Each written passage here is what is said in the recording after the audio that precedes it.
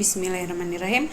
Assalamualaikum semuanya, Apri Sulistianingsih di sini. Di video kali ini aku mau ngebahas soal UKOM dan SKB bidan kehamilan part 6.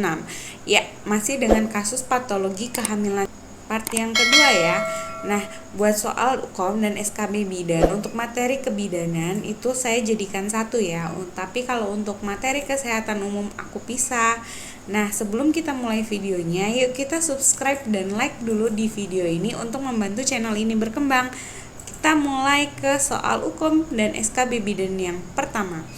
Masalah potensial apakah yang paling mungkin pada kasus tersebut? Baru kita sekilas pilihan jawabannya, baru ke badan soalnya. Seorang perempuan usia 27 tahun, hamil 32 minggu datang ke UGD dengan keluhan utama nyeri perut hebat. Nah, mengeluarkan darah merah kehitaman dan riwayat jatuh dari kamar mandi. Hasil pemeriksaannya KU-nya lemah, tekanan darahnya rendah, dan DJJ tidak teratur, kontraksi keras, dan perdarahan kehitaman. Nah, ini kalau udah kayak gini kan kasusnya ini resiko solusio plasenta, adanya nyeri perut hebat, terus darahnya itu yang keluar warna hitam, terus kontraksi keras, dan DJJ tidak teratur. Itu sudah pasti kasus solusio plasenta. Nah, kalau kasus kayak gini, maka yang paling tepat jawabannya adalah yaitu shock neurogenik, karena yang keluhan utama yang dirasakan itu adalah nyeri perut yang sangat hebat.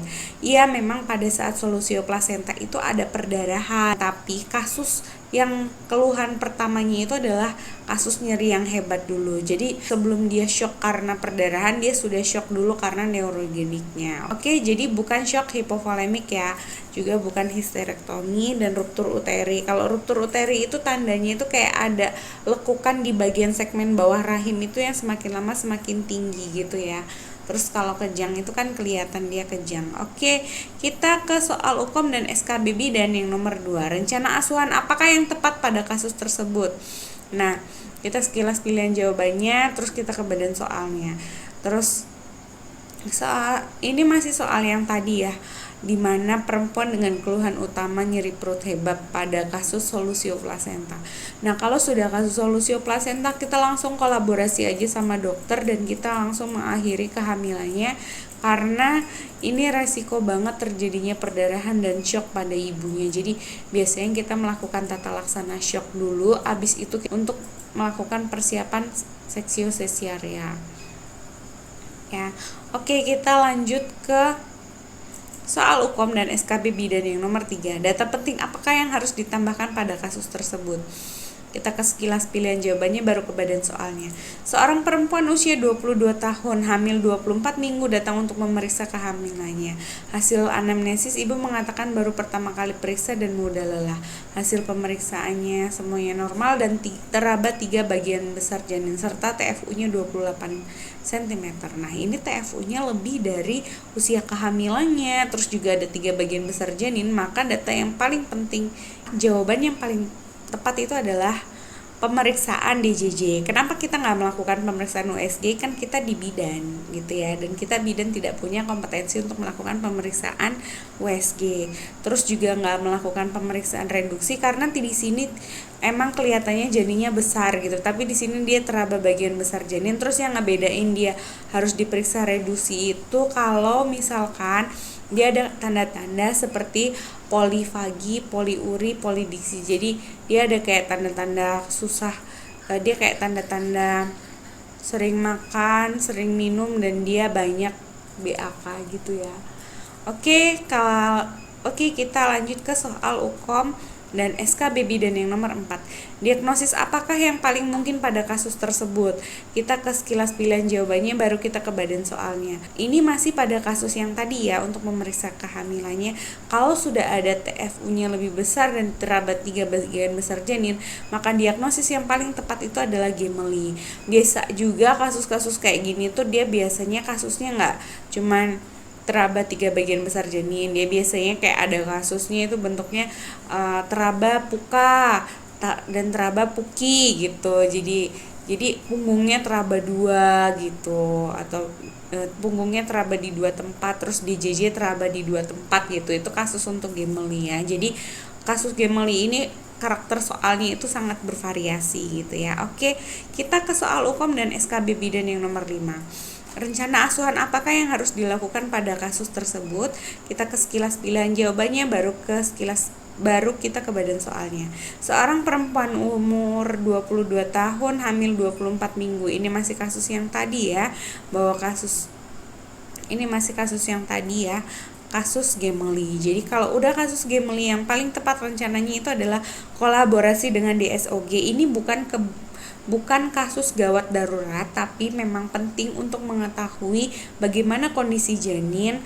Dan kalau sudah ada kolaborasi dengan DSOG, pada kasus Gemely masih bisa didatangkan lagi ke bidan dan dilakukan evaluasi setiap 1 minggu untuk melihat kondisi bayinya, karena resiko besar pada kasus Gemely ini adalah persalinan prematur, ketuban pecah dini, dan anemia, serta gangguan seperti preeklamsia berat. Jadi itu adalah masalah potensial yang mungkin terjadi pada kasus Gemely. Kita ke soal UKOM dan SKB bidan yang nomor 6 ya. Diagnosis apakah yang paling tepat pada kasus tersebut? Kita ke sekilas pilihan jawabannya, baru ke badan soalnya. Seorang perempuan usia 25 tahun hamil 28 minggu datang ke PMB dengan keluhan utama sering sesak pada dada. Jadi kayak ada sesek gitu ya. Hasil pemeriksaannya didapatkan fundusnya teraba bulat keras, jadi kayak kepala gitu. Terus buka bagian bawahnya teraba bulat besar dan lunak, jadi kayak bokong dan belum masuk panggul. Puntung maksimum 3 jari di atas pusat. Jadi kalau udah di JJ-nya, tapi DJJ-nya normal ya. Jadi diagnosis yang paling tepat itu adalah bokong. Kenapa? Karena bagian bawahnya itu teraba lunak, besar dan bulat ya, beda. Sedangkan pada Leopold satunya itu teraba bagian bulat dan keras kepala gitu ya. Jadi kayak kepalanya di atas tapi bokongnya di bawah, makanya itu ada presentasinya bokong. Oke, kita lanjut ke soal UKOM dan SKB bidan yang nomor 7. Rencana asuhan apakah yang tepat pada kasus tersebut? Kita sekilas pilihan jawabannya, baru ke badan soalnya. Ini masih kasus yang tadi, ini kasus kehamilan bokong dengan presentasi. Ini kasus kehamilan dengan presentasi bokong. Maka asuhan yang paling tepat itu adalah melakukan edukasi NICES gitu ya. Bisa juga dengan melakukan senam hamil dan yoga, tapi yang paling efektif, maksudnya di sini paling khusus untuk kasus presentasi bokong itu dengan menggunakan NICES ya. Oke, jadi kayak posisi sujud gitu, tapi dadanya itu menyentuh lantai gitu. Nah, oke, kita lanjut ke soal UKOM dan SKB bidan yang nomor 8. Etiologi apakah yang paling mungkin pada kasus tersebut? Etiologi itu penyebab ya. Oke, kita ke sekilas pilihan jawabannya, baru kita ke badan soalnya. Kalau ini masih kasus yang tadi, nah faktor penyebab jawabannya itu adalah PAP sempit. Jadi faktor penyebab dari persalinan bokong atau kehamilan dengan presentasi bokong itu karena PAP sempit. Dan sebenarnya pada usia 28 minggu ini masih normal sekali untuk kasus presentasi bokong, kecuali nanti dia sudah masuk usia 34-35 minggu tapi masih bokong gitu ya. Kalau ini sih masih sangat bisa untuk berubah, karena memang secara fisiologis sebenarnya masih bisa banget kepalanya itu di atas dan belum turun ke bawah. Jadi kepalanya itu belum memutar ke bawah, itu masih bisa banget gitu ya.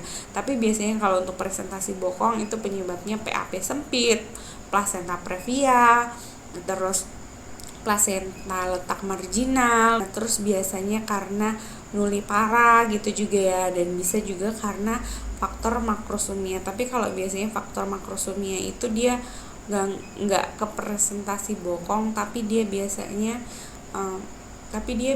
itu kepalanya itu tidak turun meskipun sudah memasuki aterem gitu. Oke, kita ke soal UKOM dan SKB bidan yang nomor 9. Seorang diagnosis, kita ke soalnya ya. Diagnosis apakah yang tepat pada kasus tersebut? Kita ke sekilas pilihan jawabannya, baru ke badan soalnya. Nah, seorang perempuan usia 25 tahun hamil usia kehamilan 34 minggu datang ke PMB dengan keluhan utama mules teratur. Hasil pemeriksaannya yang paling menonjol adalah ada kontraksi 2 kali per 10 menit selama 20 detik dan pembukaannya 2 cm, HB-nya 9,8 gram per desiliter.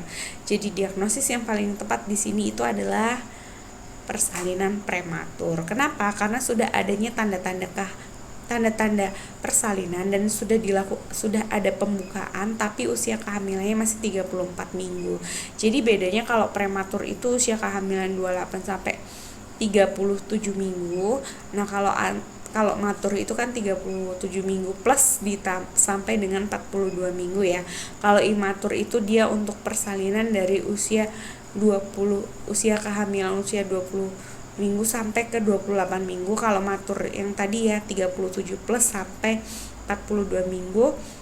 Postmatur lebih dari 42 minggu dan KPD itu dia persalinannya aterem tapi sudah ada ketuban pecah padahal belum waktunya bersalin. Oke, kita lanjut ke soal UKOM dan SKB bidan nomor 10.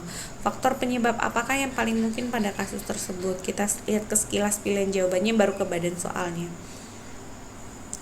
Nah, kalau ini masih kasus yang sama dan faktor penyebab untuk persalinan prematur itu adalah ya anemia. Jadi kalau di kasus ini beberapa faktor penyebab persalinan prematur itu kan ada banyak gitu ya.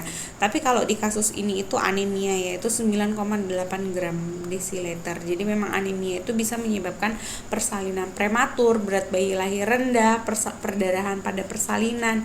Terus selain itu juga biasanya ada KPD gitu ya.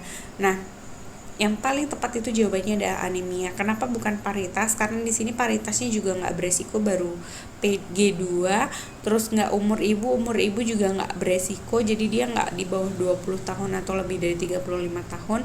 Komplikasi di sini tidak dituliskan ada riwayat jatuh atau riwayat apapun gitu ya. Nah, di sini terus riwayat prematur juga nggak disebutkan karena di sini nggak ada tulisan bahwa riwayat pernah prematur gitu. Sudah pernah melahirkan prematur tuh nggak ada. Oke, itu aja teman-teman. Kalau misalkan kalian merasa bermanfaat dengan channel ini, jangan lupa like, komen, share ke tempat teman-teman kalian agar teman-teman kalian tuh juga dapat informasi materi ini. Terus jangan lupa subscribe ke channel ini ya. Assalamualaikum warahmatullahi wabarakatuh.